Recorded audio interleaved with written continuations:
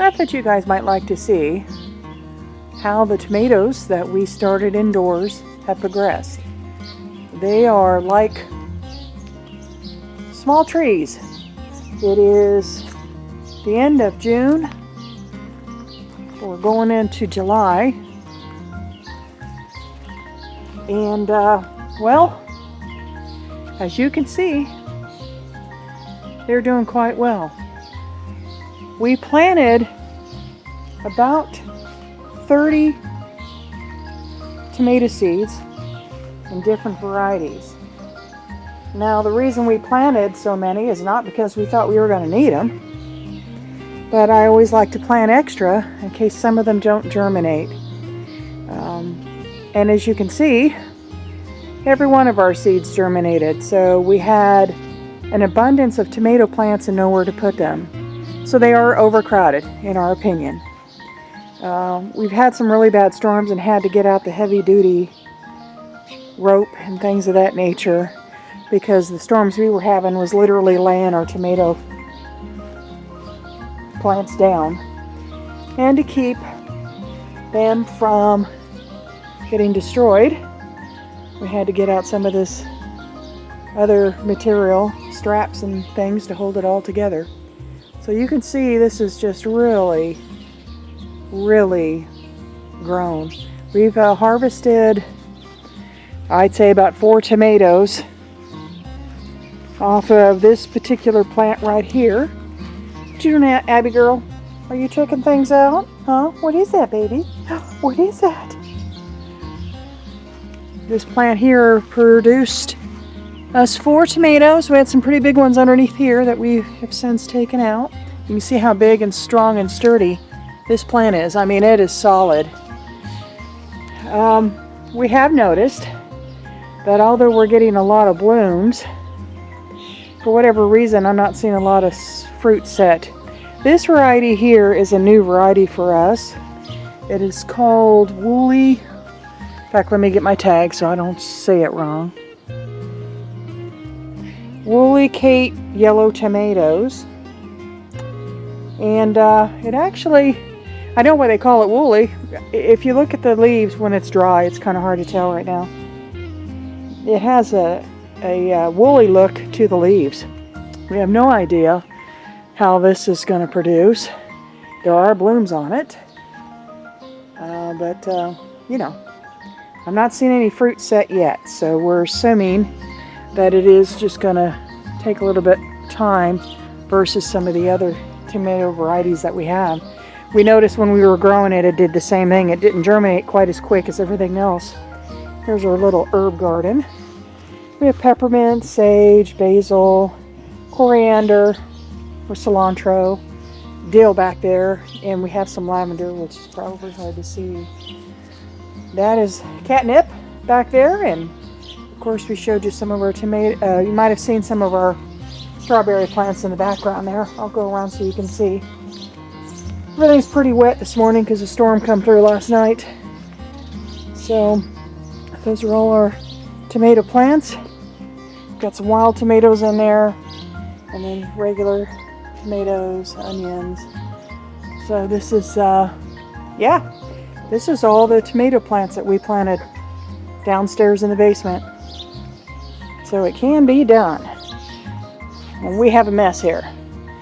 So I'd be curious to see what kind of production we actually get. Leaving out and growing is not an issue. Whether or not we produce a lot of tomatoes is yet to be determined. But if these leaves are any indication, there's a sunflower that we grew. We had a couple sunflowers in there. I think they got choked out, but that's one that's managed to survive.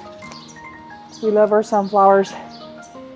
Now this bed here, I'm going to say something. See how poorly this bed is doing. These pepper plants we germinated downstairs as well in the basement. Put everything out here at the same time.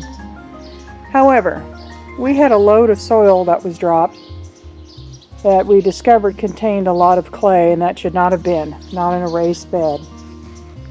And we do believe that that's what's causing this issue. Now, we did put some raised bed soil over it, maybe about 5 inches worth, but this bed is struggling, and we do believe it's a direct result of what was in that soil, which was supposed to be for raised beds and supposed to be loose organic soil. Our cucumber plants, those two there, two, very poorly. We started those from seed back in March, and look at them. So that is a direct indication that something is going on in this soil. This plant here we bought after the fact. That's a cuke, and it's just now starting to take off, as well as our zucchini, but even the zucchinis are not doing that well. So when you get your soil, if you have it dropped, you need to really make sure that what they're bringing you is what you asked for. So this is a failure as far as we're concerned. I would be curious to see what happens with it as the season goes on. So now it's kind of become an experiment, and we will certainly keep you posted on that. We have some potatoes coming up in our smart bags that we grow in. We love these things. You just have to be careful if you're needing to trim grass around them so you don't rip the bag, but I'll be honest with you, these things are pretty tough. We made a vinegar solution using vinegar, straight vinegar, salt, and dish on, and sprayed around our beds to avoid having to weed whack around them. It saves from ultimately damaging your sides of your beds with a weed whacker, which has worked out incredibly well. Every so often we need to redo it, but it saves a lot of work out here in the yard, not having to weed whack everything. So as you can see, everything's kind of wet and what have you. This is our whole bean teepee that we're growing. And we put some really good soil in this. We're not quite sure why I'm starting to get this yellowing. It may be needing some sort of boost. We're just not sure what's happening here. It just started doing this, so we are going to look into this further. If any of you people know what might be happening to this at a glance, please feel free to share with us. Just because we have this channel don't mean we're experts. By no means we are not. We experiment along with many of you, and we have failures just like anybody else. Now last year we had such an abundance of beans. I'm telling you, we had them coming out of our ears. Beautiful dark green beans, and these are just a wee bit lethargic as far as I'm concerned. They're growing, they just to me look awful pale. There are a couple of different beans here, but we have the Kentucky Wonders, and we have I believe it was a striped, Chinese striped bean that's supposed to get like 2 feet long. So we'll see what happens here. But if any of you know what might be causing this, please feel free to share. I'm assuming that it is some sort of nutritional issue, and so I'll do some more research and get on that. But we've never had a problem growing beans, but we certainly seem to be this year, just in the way that they look. Asparagus. You can see our asparagus is doing beautiful. This is about 4 years old, this bed, and if you've never grown asparagus before, it takes about 2-3 years to really start getting established. In the first couple years we did not pick any asparagus. We let Mother Nature do its thing and grow, and that is to help the root system and the crowns establish themselves so that next year we should have a pretty good crop of asparagus. And the good thing about asparagus, this is baby asparagus we planted this year that I started from seed. The good thing about it, in fact, there's a asparagus spear right there. The good thing about this plant is once you have it established for the next 15 years, it will continue to produce for us. A lot of people don't tie their asparagus back. We do. And it's now starting to rain, so I'm going to have to go in. But we do tie it back because this is what happens. And then it kind of gets in the way when you're mowing. So all this stuff I'm going to have to put back up. Here's a crown. A very long one. I'm going to go ahead and leave that. I want it to go ahead and finish developing. All that's going to do is make the asparagus that much stronger. So there you have it in a nutshell. Our little garden. Here's a little flower garden that Yvonne built for her mama that is in heaven. And this is kind of like a tribute to her. She was a remarkable woman, and Yvonne lost her at a very young age. And so we wanted a flower garden in tribute to her with all of her favorite flowers. It is in the process of growing. We started some of this from seed, and I'm sure that by late summer, midsummer, this will all be looking wonderful. Our goji berry plant is going crazy.